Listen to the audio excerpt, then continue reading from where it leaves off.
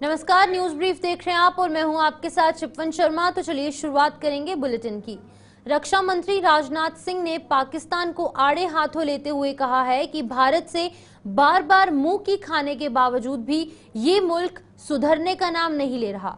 भारत के साथ हर जंग में करारी हार का सामना करने वाले ये मुल्क भारत में आतंकवाद को बढ़ावा देने में कोई कसर नहीं छोड़ रहा।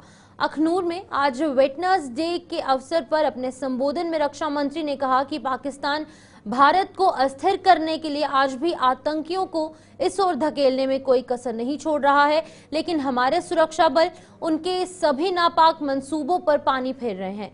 जम्मू कश्मीर में आज काफी हद तक सुधर चुके हैं, हालात जो है वो सुधर चुके हैं और जम्मू कश्मीर पीओजेके के बिना अधूरा है। उन्होंने ये भी कहा कि पाकिस्तान के हुक्मरान जो हैं वो पीओजेके की आवाम को बरगलाने में कोई कसर नहीं छोड़ रहे। वहीं दूसरी तरफ इस मौके पर मौजूद मुख्यमंत्री उमर अब्दुल्ला ने अपने संबोधन में सैनिकों और पूर्व सैनिकों की पीठ थपथपाई। उन्होंने कहा कि उनका उत्थान सरकार की जिम्मेदारी है और इस मुहिम में कोई कसर नहीं छोड़ी जाएगी।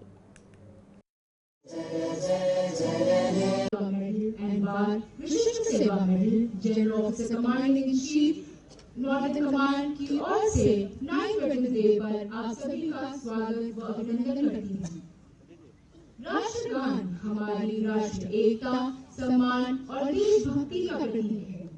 इस समारोह की शुरुआत हम अपने राष्ट्रगान से करेंगे। उसके उपरांत हम अपने वीर शहीदों को श्रद्धांजलि अर्पित करने के लिए 2 मिनट का मौन रखेंगे। अब मैं आप सभी से निवेदन करती हूँ कि अपनी अपनी जगह पर खड़े हो जाएं। जन गण मन अधिनायक जय हे भारत भाग्य विधाता। 1965 के युद्ध में जंग के मैदान में मिली जीत भारतीय सेनाओं के शौर्य, पराक्रम और यह बलिदान का परिणाम था। आप इतिहास उठाकर देखिए, भारत से हुई हर जंग में पाकिस्तान हारा है, चाहे 1948 में हुआ कबायली हमला हो या 1965 का युद्ध हो या 1971 का युद्ध हो या फिर 1999 का कारगिल युद्ध हो। हर लड़ाई में पाकिस्तान को हार का मुंह देखना पड़ा है। अवैध घुसपैठ और आतंकवाद को हवा देने का काम 1965 के जमाने से लगातार हमारा पड़ोसी देश करता चला आ रहा है। उसकी यही उम्मीद रही है कि जम्मू और कश्मीर में जो हमारे मुस्लिम आबादी के लोग हैं वह पाक फौज के साथ खड़े होंगे, लेकिन उनकी मुराद न पूरी हुई है और न कभी भी वह पूरी होने पाएगी, यह मैं पूरे विश्वास के साथ कह सकता हूं। क्योंकि आपने देखा होगा, न तो 1965 में यहां के लोगों ने पाकिस्तान का साथ दिया, न ही आतंकवाद के दौर में साथ दिया, बल्कि आतंकवाद से लड़ते लड़ते हमारे कई मुस्लिम भाइयों ने भी अपनी शहादत दी है। मोहम्मद उस्मान को भी मैं नहीं भूल सकता। पहले ऐसे मुस्लिम व सैनिक थे जिन्होंने देश की सीमाओं की सुरक्षा के लिए अपना बलिदान दिया था। पाकिस्तान अपनी तरफ से पूरी ताकत झोंकता है कैसे भारत को डिस्टेबलाइज किया जाए। इसके बावजूद पाकिस्तान ने आज तक आतंकवाद का दामन नहीं छोड़ा है।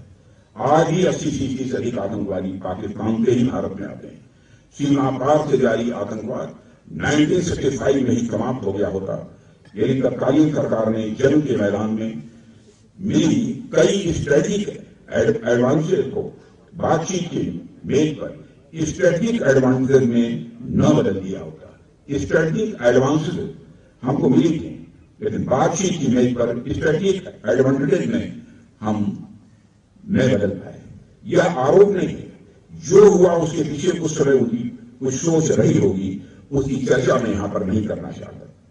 साथियों, 1965 के युद्ध में भारतीय सेनाओं ने हाजी पीर पर तिरंगा लहराने में सफलता हासिल की, मगर उसे बातचीत की मेज पर छोड़ दिया गया। यदि न हुआ होता तो शायद आतंकवादियों की घुसपैठ के रास्ते उसी समय बंद हो गए होते, मैं ऐसा मानता हूं। इसकी शुरुआत हमने जम्मू और कश्मीर से धारा 377 समाप्त करके की है। आज यहां हालात काफी हद तक बदले हैं, इस सच्चाई को सभी को स्वीकार करना पड़ेगा। जम्मू कश्मीर बिना पीओके के अधूरा है, भारत के माथे का मुकुट मणि है, वैसे भी पीओके पाकिस्तान के लिए एक फॉरेन टेरिटरी से अधिक कुछ नहीं। पीओके में रह रही अवाम को एक डिग्निफाइड लाइफ से महरूम रखा जा रहा है। उन्हें मजहब के नाम पर हिंदुस्तान के खिलाफ बरगलाने और उकसाने की कोशिश पाकिस्तान के हुक्मरानों द्वारा यह बराबर की जा रही है। हाल ही में पीओके के इलीगल वजीर आजम अनवरुल हक ने हिंदुस्तान के खिलाफ जो जहर उगला है वह पाकिस्तान की ही साजिश का हिस्सा है। पीओके के वजीर आजम अनवरुल हक जो आज कह रहे हैं वही भारत विरोधी एजेंडा पाकिस्तान के हुक्मरानों ने जनरल जियाउल हक के जमाने से चलाया हुआ है। पीओके की जमीन का इस्तेमाल आतंकवाद का खतरनाक कारोबार चलाने में किया जा रहा है। यह बात आज मैं खुलकर कहना चाहता हूं। वहां आज भी आतंकवादियों के लिए ट्रेनिंग कैंप चलाए जा रहे हैं। सीमा से सटे हुए इलाकों में लॉन्च पैड बने हुए हैं, इसकी पक्की जानकारी है। भारत सरकार को सब पता चल रहा है। पाकिस्तान को इनको खत्म करना ही होगा, नहीं तो डाट डाट डाट। और अब हमारा फर्ज बनता है कि आपकी कोई मुश्किल ना रहे, आपकी कोई परेशानी ना रहे, आपको कोई तकलीफ ना हो। और ये जब हम करें तो हमें ये समझ के नहीं करना चाहिए कि हम आप पे एहसान कर रहे हैं, क्योंकि ये हमारा फर्ज है। हम आपका किया हुआ एहसान चुका रहे हैं। आपने जो इस मुल्क के लिए किया, आपने हमारे ऊपर एक बहुत बड़ा एहसान किया है। अब हमारा फर्ज बनता है कि आपकी खिदमत करके, आपके मुतालबे हल करके, आपके मुश्किलात कम करके हम अपना फर्ज निभाएं। और मैं आज इस मौके पे आप सबको यकीन दिलाना चाहता हूं कि जम्मू कश्मीर हुकूमत की तरफ से जितना अभी तक हमने किया है वो हम जारी रखेंगे। लेकिन अगर कहीं तक कोई कोताही रही हो, कोई खामी रही हो, कोई कमजोरी रही हो, तो हमारे तक वो पहुंचा दीजिएगा ताकि हम उसको दुरुस्त करें। हमारी कोशिश रहेगी कि रिक्रूटमेंट में जहां रिजर्वेशन का सिलसिला आपके लिए रखा गया है उसको पूरी तरह से इस्तेमाल किया जाए। जो माली मदद की जाती है, जो स्कीम्स के तहत फाइनेंशियल सपोर्ट आपको मिलता है, उसमें किसी तरह की रुकावट नहीं होनी चाहिए। उसमें वक्त पे आपको जो माली मदद मिलनी चाहिए वो आप तक पहुंच जानी चाहिए। कोशिश ये रही है कि एक सर्विसमैन और हमारे दरमियान जो ताल्लुकात हैं उनको और बेहतर और ज्यादा मजबूत किया जाए। ये कहते हुए मुझे कोई हिचकिचाहट नहीं है कि मेरे मंत्रिमंडल में भी एक पूर्व सैनिक का बेटा जो है वो मंत्री के तौर पे मेरी मदद कर रहा है, सतीश शर्मा साहब। और ये सतीश और मैं मिलके आपको यकीन दिलाते हैं कि जहां कहीं आपको हमारी जरूरत पड़ेगी, जहां कहीं हमारी हुकूमत आपके रोजमर्रा के मुतालबों और मुश्किलातों में थोड़ी सी भी कमी ला पाएगी, हम जरूर वो आपके साथ कंधे से कंधा मिला के ये काम जो है हम करेंगे। क्योंकि जैसे मैंने कहा, आप लोगों की अब खिदमत करना, आप लोगों की मदद करना ये हमारा फर्ज है और हम अपना फर्ज। वहीं भारतीय सेना द्वारा मेंढर में भी आज वेटरन्स डे के अवसर पर एक कार्यक्रम का आयोजन किया गया। इस मौके पर देश के लिए बलिदान देने वाले वीर जवानों को भावभीनी श्रद्धांजलि दी गई और श्रद्धांजलि के साथ साथ सेना के अधिकारियों ने पूर्व सैनिकों के साथ संवाद कर उन्हें पेश आ रही समस्याएं भी सुनी। सेना ने पूर्व सैनिकों की हर समस्या को हल करने का आश्वासन देने के साथ साथ उनके उत्थान के लिए सरकार द्वारा लागू की गई योजनाओं का भी उनसे लाभ लेने का आह्वान किया। और इंडिया आर्मी का सबसे पहले तो मैं शुक्रिया अदा करना चाहूँगा कि जो कि समय समय पे एक्मेनों का परिवार को समस्या को हर जगह पे हल होता है, इसलिए इंडिया आर्मी का मैं शुक्रिया अदा करना चाहना। शुक्रिया खुदा हाफिज़। यहाँ पर जो आर्मी ने आज हमारा वेटरन डे के प्रोग्राम रखा हुआ था, इसमें हमारे लगभग 100 के करीब एक्समैन आए और काफ़ी सारे पॉइंट्स भी हुए, काफ़ी सारी भी बातचीत हुई वेटरन्स के बारे में। तो ये वेटरन्स डे हम पुराने जो हमारे फौजी एक्समैन जो शहीद हुए, जो इस दुनिया से चले गए, उनकी याद में हम मनाते हैं। तो साथ में हम ये भी कहना चाहते हैं कि हमें बड़ा फ़ख्र है अपनी इस इंडियन आर्मी पर कि जो हमारे वेटरन्स को समय समय पर याद करते हैं, समय समय पर बुलाते हैं और उनकी देखभाल के लिए उनकी अब बात डोडा की होगी, क्योंकि आज से करीब 5 महीने पहले कुछ लोगों द्वारा डीसी कार्यालय के ठीक बाहर एक विरोध प्रदर्शन किया गया और ये विरोध प्रदर्शन आखिरकार अब रंग लाया है। प्रशासन ने इन लोगों की सुनवाई करते हुए छपरा से लेकर टशनाल तक करीब 5 किलोमीटर सड़क के निर्माण का सर्वे शुरू कर दिया और इस सड़क का निर्माण प्रधानमंत्री ग्राम सड़क योजना यानी कि PMGSY के तहत किया गया। बता दें कि इस सड़क के निर्माण की मांग को लेकर लोगों ने डीसी कार्यालय के बाहर धरना देकर जोरदार प्रदर्शन किया था, जिसका संज्ञान आखिरकार प्रशासन ने अब ले लिया है। तो 5 महीने बाद ये प्रदर्शन, ये लोगों की मांग अब पूरी होने जा रही है और एक सर्वे शुरू कर दिया गया है। हालांकि अभी रोड का निर्माण कार्य नहीं शुरू किया गया है, लेकिन सर्वे के बाद अगर सकारात्मक तरीके से लोगों की बात की सुनवाई होगी, लोगों की जो मांग, जेन्युइन डिमांड थी, अब वो पूरी की जाएगी, तो उसके बाद निर्माण कार्य सड़क का शुरू किया जाएगा। लेकिन ये तस्वीरें आपको जो दिखा रहे हैं पिछले 5 महीने की तस्वीरें हैं, जब 5 महीने पहले जोरदार तरीके से प्रदर्शन डोडा में किया गया था। छपरा से लेकर अगर बात की जाए टशनाल की, तो यहां तक का जो सड़क है वो खस्ता हाल थी, जिसकी वजह से लोगों को यहां पर धरना प्रदर्शन करना पड़ा। और आज 5 महीने बाद प्रशासन हरकत में आई है, प्रशासन की नींद खुली है और 5 महीने बाद इस सड़क का जो सर्वे है वो आज काम किया जा रहा है। इस पर तमाम जानकारी लेंगे, लेकिन पहले आपको बता दें कि इस धरने प्रदर्शन का अब प्रशासन ने कड़ा संज्ञान लिया है। वसीम हमारे साथ ज्वाइन कर चुके हैं जिला डोडा से, हमारे संवाददाता, उनसे जानेंगे। वसीम, 5 महीने बाद ही सही, लेकिन प्रशासन की नींद अब खुली है और सर्वे किया जा रहा है। पूरा मामला समझाइएगा कि क्या कुछ पूरा मामला था।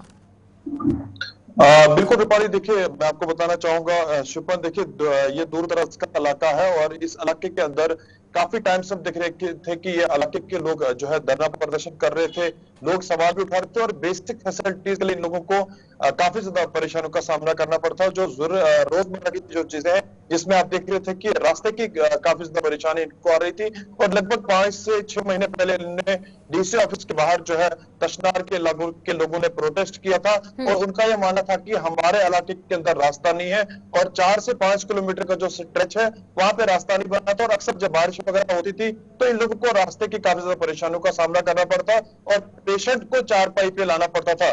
2011 से अभी तक इन लोगों को रास्ता नहीं मिला गया और जब इन्होंने प्रोटेस्ट किया, गुलिस्तान न्यूज ने इनकी खबर को सामने रखा और एडमिनिस्ट्रेशन तक, सरकार तक जब इनकी बात पहुंची तो आज ये खबर सामने निकल के आ रही है कि टशनाल के अंदर जो है PMGSY की जो टीम है वहां पे गई है, सर्वे की है और चैनल का भी शुक्रिया एक तरफ से इन लोगों ने किया है, साथ साथ जो LG एडमिनिस्ट्रेशन है उनका शुक्रिया उन्होंने किया है, क्योंकि दूर दराज का इलाका है, उम्मीदें कई सारी इन लोगों को होती है और जब भी बर्फबारी वहां पे होती है, बारिश होती है तो उस दौरान उनको काफी ज्यादा परेशानी का सामना करना पड़ता है। उम्मीदें अब ये है कि आने वाले टाइम में इस रास्ते का काम लगाया जाएगा, ब्लैक टॉपिंग की जाएगी। जी वसीम, हालांकि अभी काम शुरू नहीं किया गया है, केवल सर्वे का काम किया जा रहा है अधिकारियों द्वारा, लेकिन अगर लोगों के फेवर में अगर ये फैसला आएगा, सर्वे के बाद इस सड़क का काम शुरू किया जाएगा तो जाहिर तौर पर लोगों को काफी राहत होगी। लेकिन अब क्योंकि सर्वे किया जा रहा है, प्रशासन हरकत में आई है, तो कितनी खुशी लोगों में है वहां पर?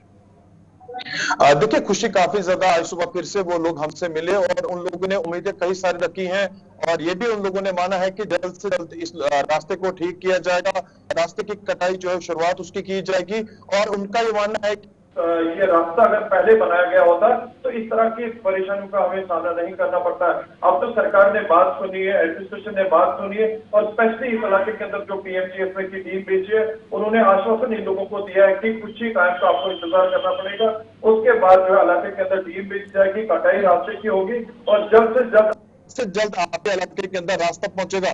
जहां तक लोगों का मानना है कि 200 से 250 के करीब यहाँ पे घर है और जल्द से जल्द लोगों को भी राहत की सांस मिल सकती है। जी लेकिन अब वसीम, अगर हम कहेंगे 5 महीने पहले ये विरोध प्रदर्शन हुआ, तब लोगों के पास एक चुनी हुई सरकार नहीं थी, उनके चुने हुए नुमाइंदे नहीं थे, लेकिन अब क्योंकि चुनी हुई सरकार है, विधायक लोगों के उनके पास है, क्या लगता है कि विधायकों के आने के बाद ये बड़ा स्टेप लिया गया है, प्रशासन हरकत में आई है 5 महीने बाद? देखिए, मैं आपकी जानकारी के लिए बताना चाहूंगा, जब ये धरना प्रदर्शन हुआ इसमें हमने देखा कि यहाँ के कुछ पॉलिटिकल पार्टीज के लीडर भी सामने आए थे, जिसमें भाजपा की तरफ से एडवोकेट रमन प्रदीप ठाकुर है, वो भी इस प्रदर्शन में बैठे थे और एडमिनिस्ट्रेशन से इन सब लोगों को मिल रहा था। मैं क्रेडिट उन्हीं को देना चाहूंगा, क्योंकि जब भी इन लोगों ने धरना मिलाया, उनसे बात की और पूरा नक्शा उस इलाके का बताया कि वहां पे रास्ता होना क्यों ज्यादा इंपॉर्टेंट है। अक्सर इस इलाके की आप जब सोशल मीडिया पे इस वीडियो को खंगालेंगे, इनकी वीडियो को खंगालेंगे, तो जरूर आप देखेंगे आज के दौर में भी इन लोगों को 4 पे पेशेंट को लाना पड़ता है। जब शादी होती तो तब भी इस तरह की तस्वीरें देखने को मिलती है, या जब किसी की डेथ हुआ करती थी तब भी वो तस्वीरें हमें देखने को मिलती थी, बारिश बर्फबारी हो। तो आज हम ये मान सकते हैं कि जब इन लोगों को आश्वासन दिया गया, सर्वे वहां पे हुई, तो जल्द से जल्द आप ये देखेंगे कि रास्ता जब पहुंचेगा तो पुलिस न्यूज की टीम तब भी ग्राउंड पे पहुंचेगी और सारी तस्वीरें जो है आपको दिखाएगी। ठीक है वसीम, बहुत बहुत शुक्रिया तमाम जानकारी देने के लिए। वसीम गत्तू यहाँ डोडा से अपडेट कर रहे थे, जहां पर एक लंबी सड़क का स्ट्रेच जो है वो कहीं ना कहीं चर्चाओं का विषय पिछले कई सालों से चल रहा था, जिसके बाद कि लोग मजबूर हो गए और पिछले 5 महीने पहले की बात की जाए तो लोग सड़कों पर उतरे, विरोध प्रदर्शन किया, नारेबाजी की, धरना प्रदर्शन दिया और उसके चलते आज 5 महीने बाद प्रशासन जो है वो हरकत में आया और इस सड़क मार्ग को लेकर एक सर्वे टीम गठित की गई और एक सर्वे जो है उसके आदेश दिए गए। अब ये सर्वे की टीम जो है वो क्या कुछ रिपोर्ट पेश करेगी, उसी के आधार पर यह तय होगा कि इस सड़क पर काम आखिरकार कब तक शुरू होगा। लेकिन कहीं ना कहीं लोगों के दिलों में उम्मीद की किरण जरूर है, एक रे ऑफ होप है कि बहुत जल्द उनकी जो परेशानियां कई सालों से थी अब वो कम हो जाएंगी। इसी बीच अब रामबन की बात करेंगे, जहां पर रामबन के कब्बी गांव में आज सुबह संदिग्ध परिस्थितियों में लगी आग में कुछ दुकानें और अन्य संपत्ति जलकर राख हो गई। इस हादसे में 4 से 5 दुकानें और एक मकान को भी बेहद नुकसान पहुंचा, जिससे वहां अफरा तफरी मच गई। गांव निवासियों ने अपने दम पर आग बुझाने की कोशिश की और सूचना मिलने पर दमकल विभाग के कर्मी मौके पर पहुंचे। हालांकि तब तक ये संपत्ति पूरी तरीके से जलकर राख हो चुकी थी। इस आग के कारणों का पता लगाया जा रहा है कि आखिरकार ये आग किन कारणों से लगी है, इसकी जांच जो है वो भी की जा रही है और इस हादसे से प्रभावित हुए लोगों ने प्रशासन से उन्हें मदद करने की गुहार लगाई है।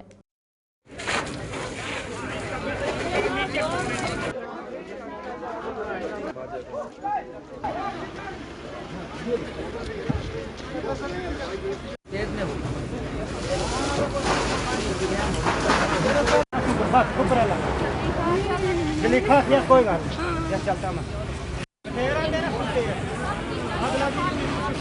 अपनी जान बचानी है जाने।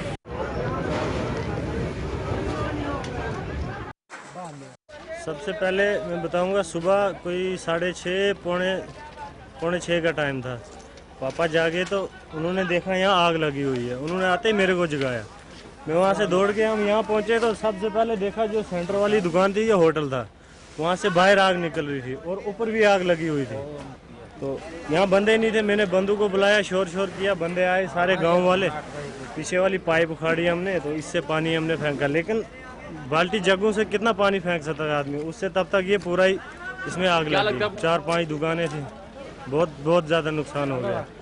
अंकल का मकान है नीचे में, उसकी निचली स्टोरी भी थी, वो भी तो बाहर से सारा ही जल गया। उसका ऊपर सामान बहुत ज़्यादा था अंकल का, दुकानें भी, और दुकानों के ऊपर तीसरी स्टोरी में भी उसका बहुत ज़्यादा सामान था, वो भी सारा जल गया। सर क्या बताएंगे, ये दुकान हार्डवेयर की दुकान है, जनरल किराना स्टोर भी था, हार्डवेयर भी था। इसमें सामने डब्बे दिख रहे हैं आपको, आप खुद इसमें लगा सकते हैं कि एक बाल्टी जो है 4-4 हज़ार से 4500 6-6 हज़ार की एक बाल्टी है इसमें। दुकानें थी सर, ये 3 मंजिला दुकान बिल्डिंग थी ऊपर, ये कोई छोटी नहीं। अब तो आए हैं सर, आपको खुद पता है, आप देखते भी हैं, यहाँ देख रहे हैं। मैंने देखा कि हमारी कब्बी मार्केट जो है तकरीबन 4 दुकानें और एक पूरा मकान जो यहाँ पर लोग रहते थे सारे जलकर जो ख़त्म हो गए हैं। मैं एडमिनिस्ट्रेशन से रिक्वेस्ट करना चाहूँगा कि हमारे ब्लॉक गांधी में कम से कम इमरजेंसी जो फायर वाली एक गाड़ी जो है यहाँ पर होनी चाहिए। पहले भी कई वारदात यहाँ पर ऐसी हो चुकी हैं, उसके बाद भी हमारा एक लिंक रोड है, यहाँ पर पहुँचने में तो गाड़ी टाइम लगता है। इसलिए मैं एडमिनिस्ट्रेशन से रिक्वेस्ट करूँगा कि हमारे ब्लॉक गांधी में कम से कम एक गाड़ी होनी चाहिए जो टाइमली जो है वो यहाँ पर पहुँच सके। जी हाँ, बिल्कुल बोलना चाहिए, नुकसान बहुत ज़्यादा हुआ है सर। 3 मंजिल में जो है बिल्डिंग एक जल के राख हो गई है और जिसमें 4 दुकानें जो हैं वो राख हो गई। हार्डवेयर स्टोर है, एक है मेडिकल शॉप है, कॉस्मेटिक है, रेडीमेड शॉप एक है और पूरी 3 मंजिल बिल्डिंग पूरी जल गई है। और एमरजेंसी फायर एंड एमरजेंसी से हमने कांटेक्ट किया है 6:29 पे और 8 बजे करीब वो गाड़ी यहाँ पे पहुँची है। तो हम आपके चैनल के माध्यम से बताना चाहते हैं कि हमें जो ब्लॉक गांधरी में ये बार बार ये हादसे हमें आते हैं जो। और राजौरी के कंडी बढ़ाल इलाके में संदिग्ध परिस्थितियों में हो रही मौतों का संज्ञान लेते हुए पुलिस ने अब आपराधिक मामला दर्ज कर लिया है। राजौरी पुंछ रेंज के डीआईजी के दिशा निर्देश पर पुलिस की एक टीम का गठन किया गया है, जिसने कि अब क्रिमिनल एंगल से इन मौतों की जांच शुरू कर दी है। इस इलाके में अब तक कुछ बच्चों सहित 13 लोगों की मौतें हुई हैं और मेडिकल रिपोर्ट में भी कोई कारण सामने नहीं आया। कंडी बढ़ाल में मौतों का ये सिलसिला 7 दिसंबर तब से शुरू हुआ था जब एक ही परिवार के 4 बच्चों सहित उनके पिता की भी मौत हो गई थी और ये सिलसिला आज तक जारी है और 13 लोग अपनी जान इसमें गंवा चुके हैं। हमारे संवाददाता जमशीद मलिक की एक खास रिपोर्ट पेश की गई है, आप भी देखिए। बदौल से मुबीना तौर पर निकलकर आने वाली बीमारी में आज तक 13 लोगों ने अपनी जानें दी हैं, मगर उनकी मौत के कारण का अभी तक पता नहीं चल पाया और इंतजामिया की तरफ से मौत के कारण जानने के लिए कई बड़े कदम उठाने का सिलसिला लगातार देखने को मिल रहा है।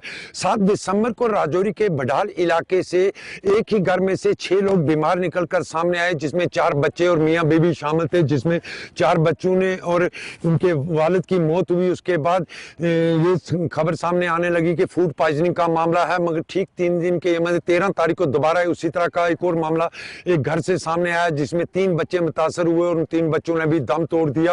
और उसके बाद इंतजामिया ने पूरे इलाके को सैनिटाइज करने के बाद लोगों की सैंपलिंग का सिलसिला शुरू कर दिया और कई माहिरीन डॉक्टरों की टीमें, चाहे राजौरी की बात करें या जम्मू की बात करें, चंडीगढ़ की बात करें या पूना की बात करें, यहाँ लाई गई और उसके बाद लोगों की सैंपलिंग की गई। उसके बाद वहाँ इंडियन काउंसिल मेडिकल रिसर्च की टीम भी यहाँ पहुंची, जिसने कई लोगों की सैंपलिंग की, मगर अभी तक इन लोगों की मौत का सिलसिला या इस बीमारी के बारे में कोई चीज निकलकर सामने नहीं आई। मगर 1 माह के बाद दोबारा इसी तरह का मामला फिर इसी इलाके से निकलकर सामने आया, जहां एक ही घर के 6 बच्चे फिर मुतासर पाए गए, जिनमें से 3 बच्चों ने दम तोड़ दिया। और देर रात को भी एक मामला इसी तरह का सामने आया, एक ही खानदान से एक और बुजुर्ग की इसी तरह हालत में, इसको भी मेडिकल कॉलेज राजौरी लाया, जहां इसने भी दम तोड़ दिया। मगर लगातार इन मौत के बावजूद भी इन मौत के कारणों की वजह अभी तक सामने नहीं आ पा रही है, जिससे लोगों के अंदर काफी दहशत देखने को मिल रही है। और इंतजामिया की तरफ से लोगों को यकीन दहानी करवाई गई है कि किसी तरह की घबराने की जरूरत नहीं है, मगर उसके बावजूद भी लोगों के अंदर काफी दहशत है।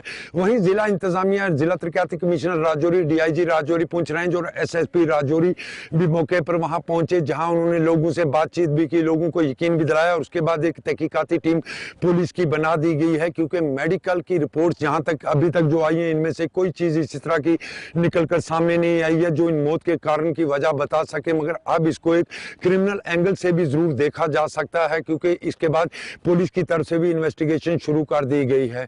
राहुल सूदन के साथ जमशेद मलिक, गुलिस्तान न्यूज, राजौरी। वहीं भारतीय जनता पार्टी ने प्रधानमंत्री नरेंद्र मोदी द्वारा सोमवार को गांदरबल के किए गए टनल के उद्घाटन पर निशाना साधने वाली कांग्रेस पार्टी को आड़े हाथों लिया। भारतीय जनता पार्टी का कहना है कि कांग्रेस के बयानों से ये साबित हो चुका है कि विकास उनके लिए कोई मायने नहीं रखता और उनकी ये सोच में अभी गोली और ग्रेनेड बसे हुए हैं। भारतीय जनता पार्टी की कश्मीर इकाई के प्रवक्ता अल्ताफ ठाकुर ने श्रीनगर में आज एक प्रेस कॉन्फ्रेंस के दौरान ये आरोप लगाए। आइए देखते हैं कि अल्ताफ ठाकुर ने इस प्रेस कॉन्फ्रेंस के दौरान और क्या कुछ कहा। गढ़मुख टनल के नाम से, लेकिन बदकिस्मती से कुछ पॉलिटिकल पार्टीज, कांग्रेस जैसी पॉलिटिकल पार्टीज जो हमेशा डेवलपमेंट की दुश्मन रही है, जो चाहती है कि कश्मीर में अब भी पत्थरबाजी जैसे हालात हो, कश्मीर में वही गन, बम, ग्रेनेड, बुलेट, बैलेट वही चले, उन्होंने उस प्रोजेक्ट की मुखालफत की जो एक डेवलपमेंट प्रोजेक्ट देश के प्रधानमंत्री कल यहाँ इनाग्रेट करके गई। उन्होंने इस प्रोजेक्ट को भी तनकीद का निशाना बनाया। उससे पता चलता है कि उनकी जहनियत वही बम ग्रेनेड वाली जहनियत है, उसी जहनियत को आगे लेकर वो चल रहे हैं। वो नहीं चाहते कि कश्मीर में डेवलपमेंट हो, कश्मीर में विकास हो, कश्मीर में रोड बने, कश्मीर में टनल बने, कश्मीर में सड़कें बने, वो नहीं चाहते हैं। हम उसकी कड़ी लफ्ज में मजम्मत करते हुए ये कहते हैं कि मोदी जी का जो सपना है, एक डेवलप्ड जम्मू कश्मीर और इस ताज को संवारने का जो उनका सपना है, हम यही अपील करते हैं कि हम सबको मिल के आके, हम सब लोगों को, जिस तरह से कल लोगों ने इसको अप्रिशिएट किया, हमें आके चल के कश्मीर की तरक्की, कश्मीर की डेवलपमेंट और कश्मीर के विकास के लिए आना चाहिए। मैं उन पॉलिटिकल पार्टियों से सवाल करना चाहता हूं, आपने 70 साल तक कुछ नहीं किया। आपने कश्मीर में मिलिटेंसी पैदा की, कश्मीर में आपने ऐसे हालात पैदा किए कि यहां मिलिटेंसी उठ गई। अब आज की अगर हम बात करें, देखिए कश्मीर अब मिलिटेंसी फ्री बन गया है और आज यहाँ अगर कहीं देखा जाता है तो सिर्फ डेवलपमेंट और यहाँ पीस और प्रोग्रेस और प्रॉस्पेरिटी देखी जाती है। ये मोदी जी की देन है, ये उनकी देन है जिन्होंने कश्मीर को टेररिज्म से हट के एक टूरिज्म हब बनाए और आज करोड़ों की तादाद में यहाँ टूरिस्ट आए, जिससे कश्मीर की इकोनॉमी बूस्ट हो रही और कश्मीर के बेरोजगार नौजवानों को भी रोजगार मिलता गया। हमें ऐसे प्रोजेक्टों को अप्रिशिएट करना चाहिए। ऐसे प्रधानमंत्री जी जो कश्मीर की डेवलपमेंट चाहते हैं, हमें उस प्रधानमंत्री जी का शुक्रिया अदा करना चाहिए कि कश्मीर को वो इतनी सीरियस ले रहे हो। तो चलिए फिलहाल न्यूज ब्रीफ में इतना ही, मुझे दीजिए इजाजत, लेकिन आप बने रहे गुलिस्तान न्यूज के साथ क्योंकि हमारे सहयोगी गौहर कूचे 5 का पंच लेकर अभी हाजिर होंगे। बने रहे हमारे साथ।